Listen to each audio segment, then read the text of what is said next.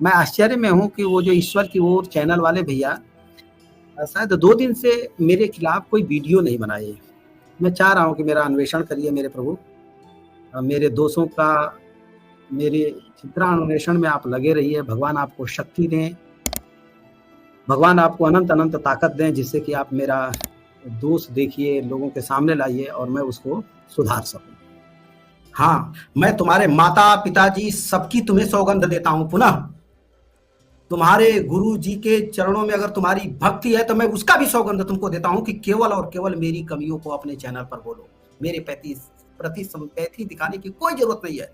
उसी तरह से मेरा इलाज करो जिस तरह से किसी भयानक रोग से ग्रसित व्यक्ति का डॉक्टर उपचार करते समय दया नहीं दिखाता है, उसको चीरता है, फाड़ता है, उसके भीतर के सारे अवगुण को निकाल करके फेंक देता है। मैं आपको परम हितैषी मानूंगा कि हर रोज आप अपने चैनल पर आज से, फिर से मैं कह रहा हूं, आज से हर रोज मेरी हर कमी को आप अपने चैनल पर बताइए।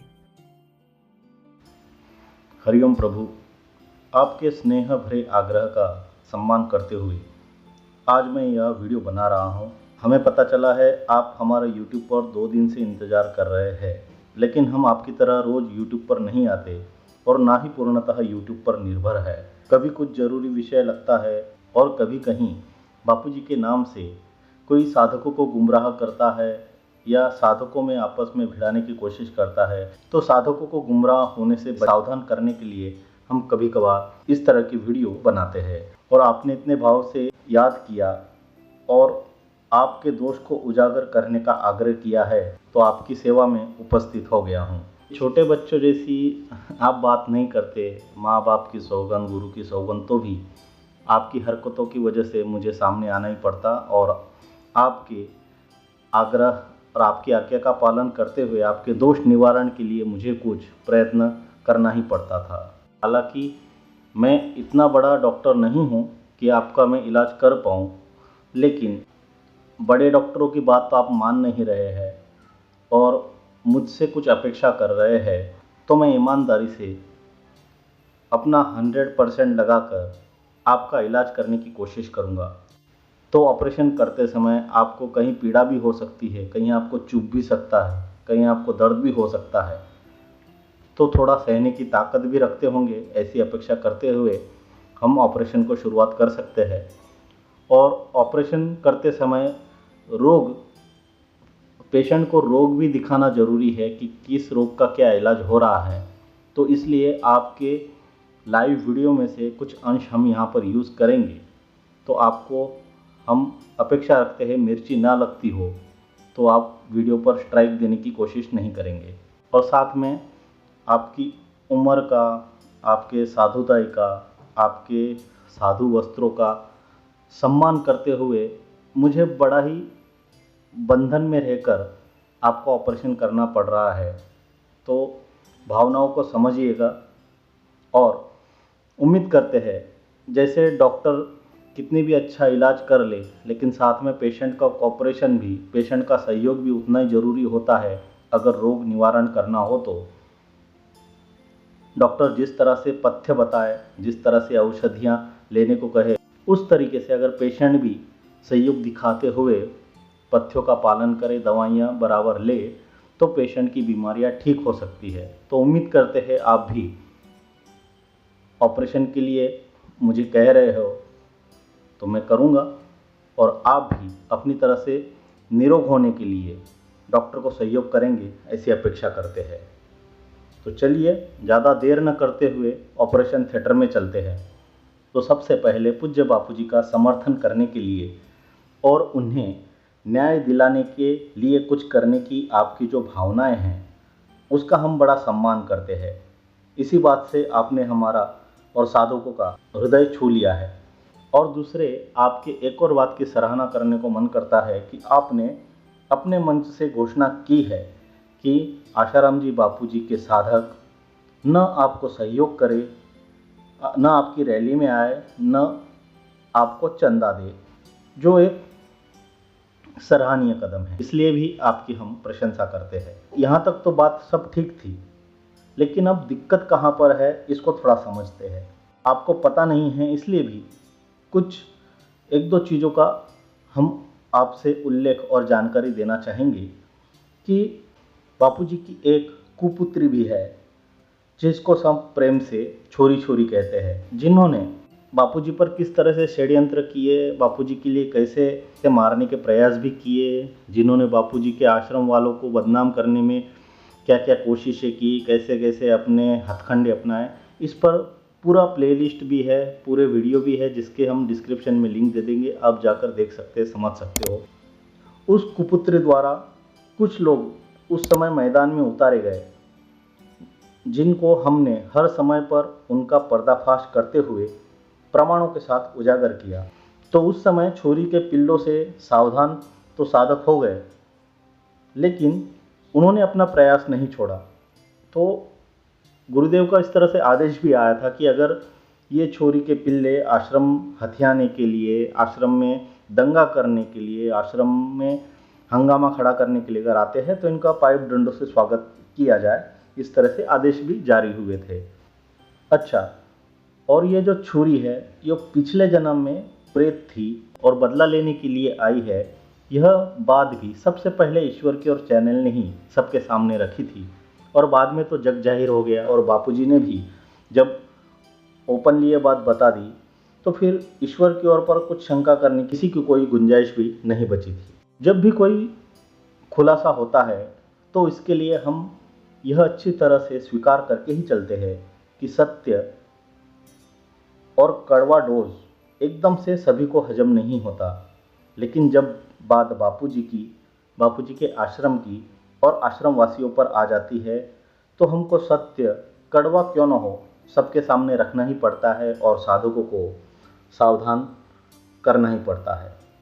तो उन छोरी पिल्लों में से एक शख्स था मिहिरधर, जो कि रोज फेसबुक पर आकर लाइव आकर गंदी गंदी भद्दी गालियों के साथ आश्रम वासियों को अपमानजनक शब्दों से, समिति वालों को अपमानजनक शब्दों से, महिलाओं को गंदी तरीके से अश्लील शब्दों के साथ गाली देना, इस तरह की हरकतें करता था और साधकों को आपस में भिड़ाने के काम करता था।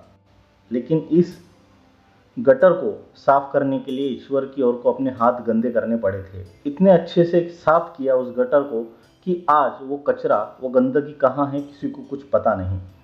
मिहिरधर तो एक छिछोरा छोरी का पिल्ला था, तो उस पर हम खुलकर उसकी भाषा में उसे जवाब दे सकते थे।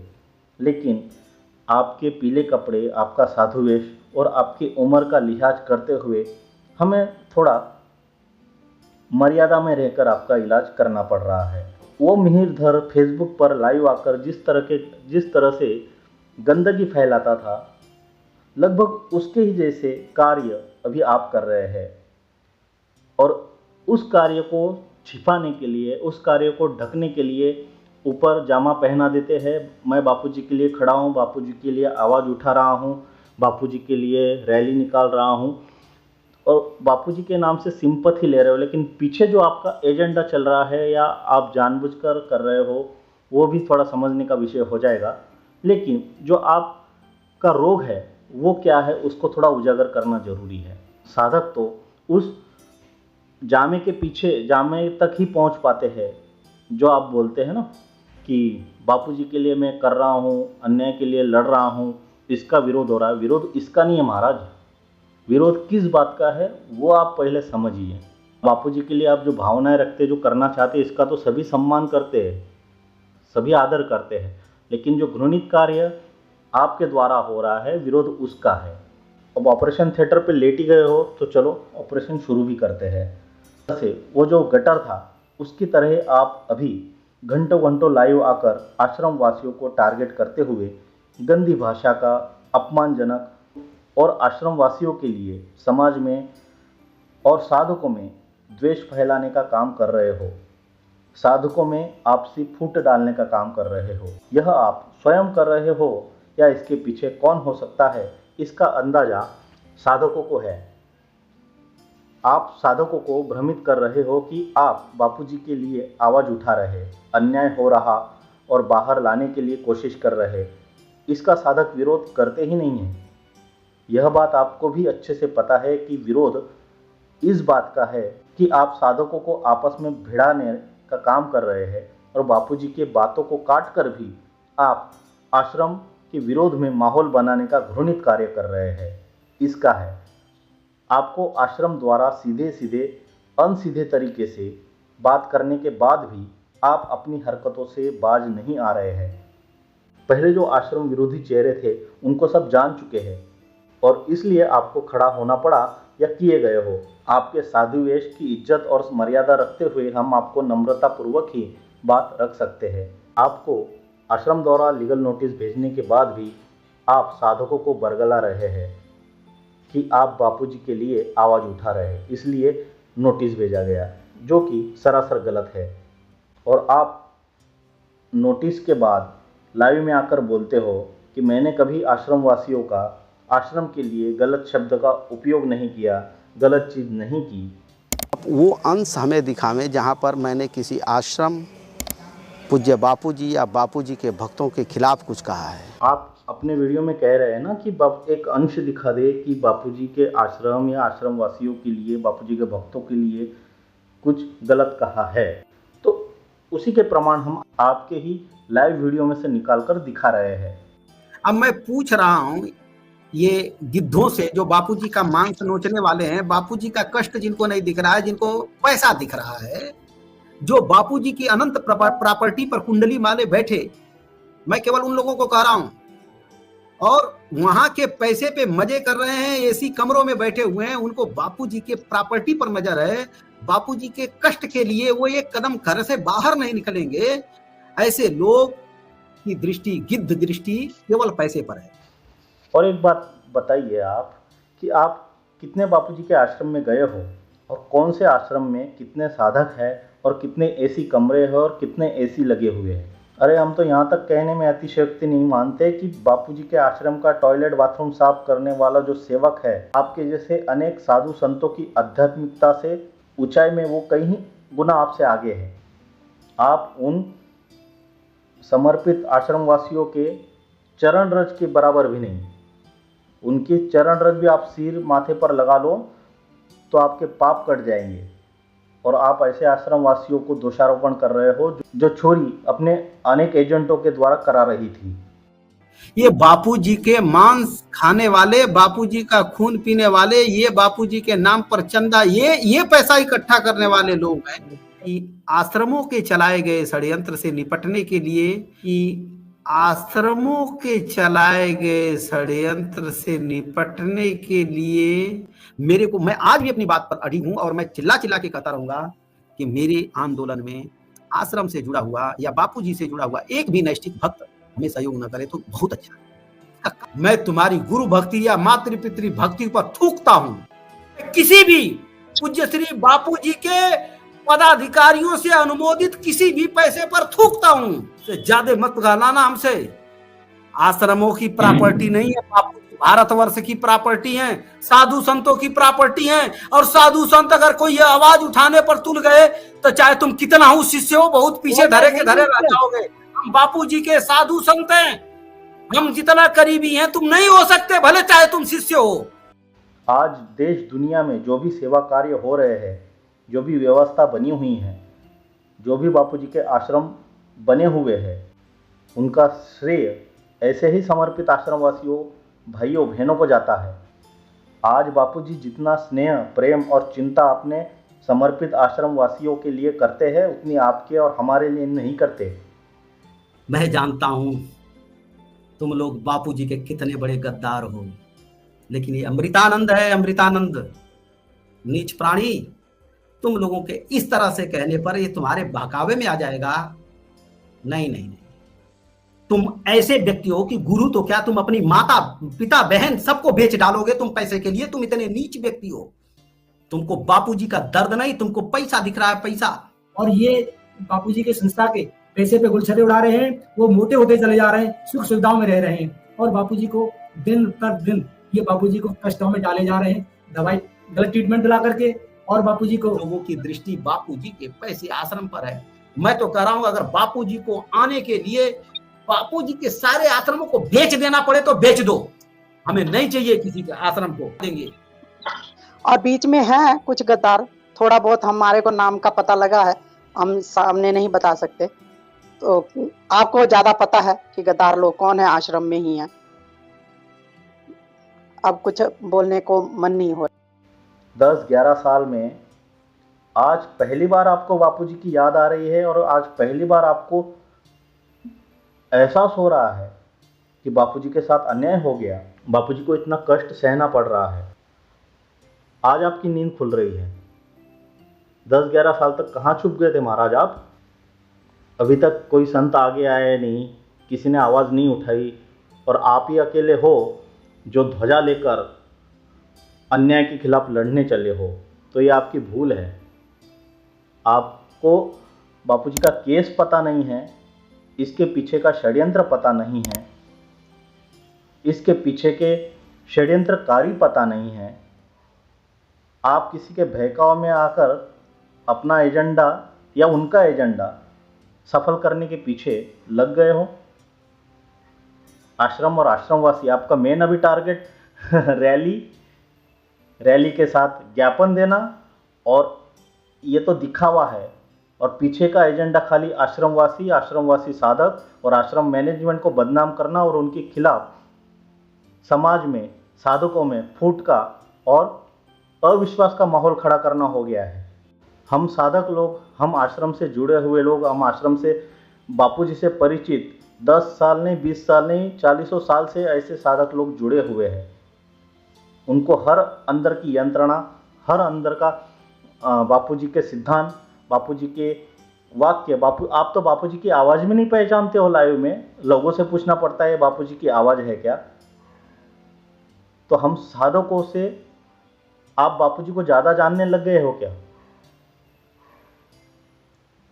बापूजी के आश्रम, बापूजी के व्यवस्था, बापूजी के सिद्धांत, बापूजी के आवाज़, बापूजी के वाक्य, बापूजी का उद्देश्य हम साधकों को अच्छी तरह से पता है। बापूजी के सेवा कार्य वो हम साधकों को अच्छी तरह से पता है। इसलिए हमें साधकों को आप मत समझाइए कि हमें क्या करना चाहिए, क्या नहीं करना चाहिए।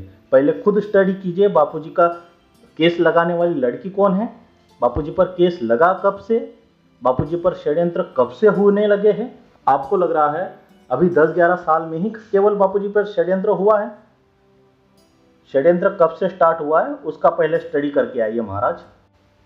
बापूजी का केस क्या है, षड्यंत्र कहाँ है, कैसे कैसे बड़े लोग इसमें इन्वॉल्व है।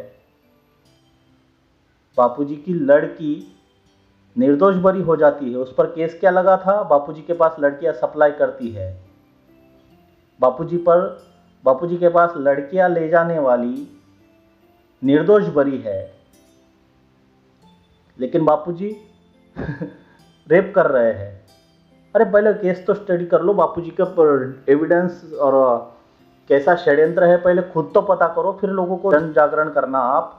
आपको भी पता नहीं, आपको खाली एक उद्देश्य लेकर चल रहे हो, आश्रम वासियों के लिए अविश्वास का माहौल खड़ा करना है, आश्रम वासियों के लिए, बापूजी के आश्रम के लिए टारगेट करना है। तो कृपया महाराज अपनी इन ओछी, गंदी, घृणित हरकतों से बाज आ जाइए और कम से कम समाज में जो आपकी इज्जत बनी हुई है ना, उसे संभाल रखे, वो बनी रहे, ऐसा हम चाहते हैं। इसलिए अब ऑपरेशन करने के लिए आपने कहा था, तो हम अपनी योग्यता अनुसार, आपने हम पर विश्वास दिखाया कि हम आपका ऑपरेशन करें, तो हम आपका ऑपरेशन करें इस योग्य तो नहीं है, लेकिन आपने हम पर विश्वास किया और हमसे ऑपरेशन की उम्मीद रखी, तो हमारा भी फर्ज बनता है, हम जितना जानते हैं, समझते हैं, उस तरह से आपका ट्रीटमेंट ईमानदारी से कर सके, उतना हम करने की कोशिश की है। तो फिर से हम हाथ जोड़कर प्रार्थना करते हैं, आप जो भी रैली कर रहे हो, जो भी योजना बना रहे हो, उसके लिए आपको साधुवाद। आप अगर पहले से ही आश्रम के संपर्क में आते, अपनी योजना बताते, आश्रम के संज्ञान में रहते, साधकों के संज्ञान में रहते और कम से कम बापूजी तक आप अपनी बात पहुंचा देते, तो आज सारे आश्रम, सारे साधक परिवार आपके साथ खड़े मिलते महाराज। लेकिन पता नहीं आप किसके साथ खड़े हो अभी, और जिसको पता नहीं वो तो भले पता नहीं, लेकिन समझने वाले समझ रहे हैं। एक अकेला आपका सीएम नोटिस दे, आप ज्ञापन दे दोगे और आपको लग रहा है पहले कभी किसी ने ज्ञापन दिए ही नहीं है। पहले अपनी जानकारी दुरुस्त करिए, पहले रिकॉर्ड निकाल लीजिए, कहाँ कहाँ कितने साधकों ने क्या क्या धरने दिए हैं, क्या क्या रैलियाँ निकाली है, कहाँ कहाँ प्रदर्शन हुए हैं, कितने महिलाओं ने क्या क्या रैलियाँ निकाली है। आपको जीरो नॉलेज है और चले हो आप बापूजी के लिए कुछ करने के लिए, पहले होमवर्क कर लीजिए अच्छे से। अरे चलो एजेंडे के लिए भी काम कर रहे हो ना किसी के लिए, तो उसका भी पहले स्टडी कर लीजिए, अभी तक कौन कौन उतर चुका है और कैसे कैसे वो फेल हो गए और हम किस तरह से अपने एजेंडे में सफल हो सकते हैं। कम से कम इतना तो स्टडी कर लीजिए। अगर ईमानदारी से आप बापूजी के लिए करना चाहते हो तो पहले वो चीज़ें स्टडी करें। अगर आप अपने एजेंडों पे आश्रम विरोधी माहौल खड़ा करना, आश्रमों को बदनाम करना, आश्रम वासियों को बदनाम करना, इस एजेंडे पर काम करना है तो पहले वो भी स्टडी कर लीजिए महाराज आप, कि पहले भी ये ऐसे प्रयोग हो चुके हैं या नहीं, हुए हैं तो विफल क्यों हुए हैं, कैसे हुए हैं, अगर हमको सफल होना है तो हम क्या कर सकते हैं। थोड़ा दिमाग खुला रखिए और ये ओछी हरकतें छोड़ दीजिए। अब यूट्यूब से आप भिक्षु के भीख मांगे, उससे भी हमको कोई ऐतराज़ नहीं है। यूट्यूब पर आप नंबर चलाए, पेटीएम चलाए, आपकी मर्जी, जो करना है करें, लेकिन आइंदा से आश्रम, बापूजी के आश्रम, बापूजी के आश्रमवासी, बापूजी जैसा नियंत्रण, बापूजी जैसी व्यवस्था किसी के बाप में दम नहीं है इतना कर सके और इतना संभाल सके।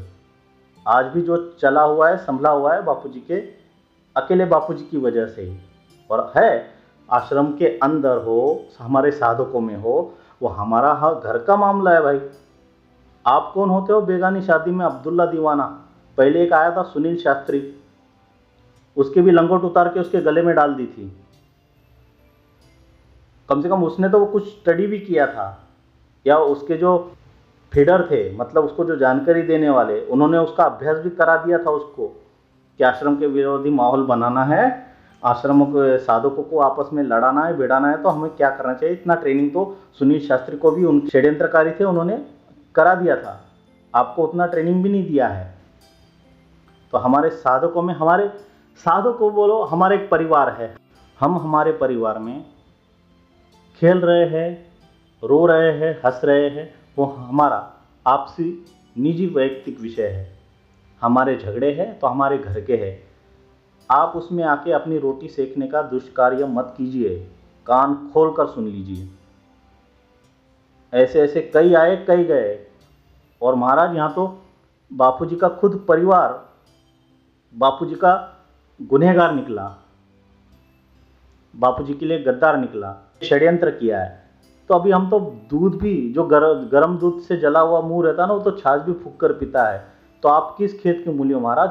आप पर लोग साधक विश्वास कर लेंगे, आप पर विश्वास और आप पर भरोसा और आपका सपोर्ट वही कर रहे हैं जो बिल्कुल भगतड़े बन चुके हैं, या फिर भावनाओं में आकर तो समझ नहीं आ रहा है जिन्हें कि हम किधर जाए, क्या करें। बापूजी के सिद्धांतों को जो समझ चुका है वो आपकी बहकावे में नहीं आने वाला है। बापूजी को अपना प्राणों से प्यारा अपना सिद्धांत है, और बापूजी के साधकों को बापूजी के प्राण, बापूजी और बापूजी के सिद्धांत तीनों प्रिय है। तो किसी के घर में जाकर उंगली करना ठीक नहीं है आपके लिए। और अगर आप, फिर से बोल रहा हूँ, अगर आपको बापूजी के लिए कुछ करने धरने की इच्छा है ना, तो उस तरह से स्टडी कर लेना, फिर आना मैदान में।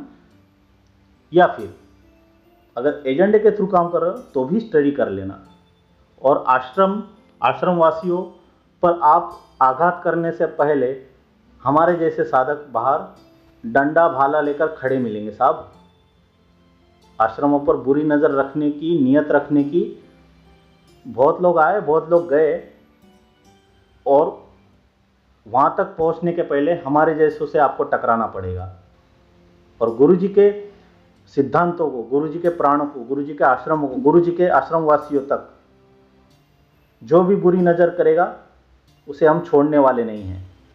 आपका डोज मुझे लगता है यहाँ तक ठीक है। कुछ दिन आराम कीजिएगा, दवाइयाँ टाइम से लेना। ये वीडियो को बार बार आप सुन सकते हो, लाइव में आप कहते हो अभद्र भाषा कैसे कैसे करते हो, नीचे से क्या है ऊपर से क्या है। तो उम्मीद करते हैं आपको भी कहीं से भी मिर्ची नहीं लगी होगी और अपने रोग निवृत्ति के लिए आप भी कोशिश करेंगे, इसी आशा के साथ। हरिओम।